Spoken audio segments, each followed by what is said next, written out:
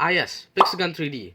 It has its prime during the old days. I wonder if it's ever going to be a tower defense game. Oh look, it exists. This is the more. I talk about bad or good Roblox Tower Defense games. In this video, I'll be talking about Pixagon Tower Defense. When you load in game, you'll be sent into the tutorial. Now, before you complain, oh Mori, it's just your normal tutorial. Well, you're right, but you're also wrong. You see, what makes this tutorial special is that this tutorial somehow managed to test the average IQ of a tower defense player that I had to make a tutorial on how to beat a tutorial which has 3,000 views. How do you guys mess that up badly? Anyway, when you finish the tutorial, you'll get a medkit gadget as a reward for being smarter than the average tower defense player. When you start a match, you can actually modify the game on how easy or hard you want to be. Nothing much to talk about this part, honestly, it's almost everywhere in the tower defense genre. If you want to place a tower, you can customize the quote-unquote characters with various guns and melees. I will explain this later on.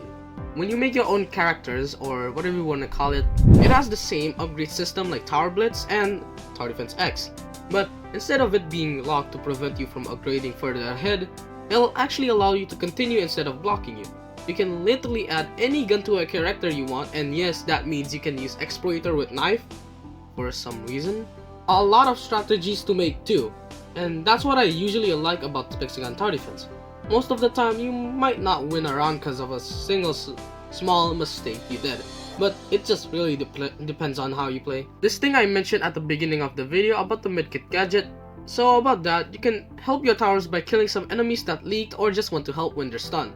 You can bring as many gadgets as you want, but you have to remember that you need some guns and characters to help you out throughout the wave.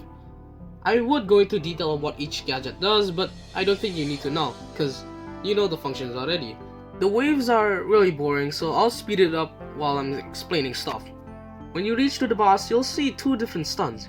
One being the normal stun that every tower defense game has, and the other stun that's a bit more upgraded and the duration is even more longer than the normal stun.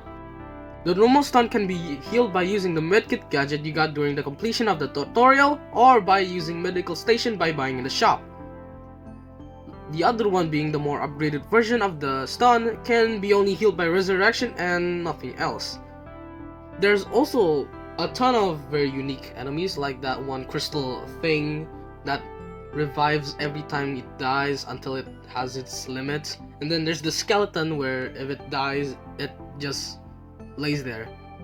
So yeah, there's really nothing else to talk about. There's achievements, completing maps can give you bonus daily rewards, code stuff, and yeah, that's all. Overall, the game earns a 8.8 out of 10. The first game to be actually good.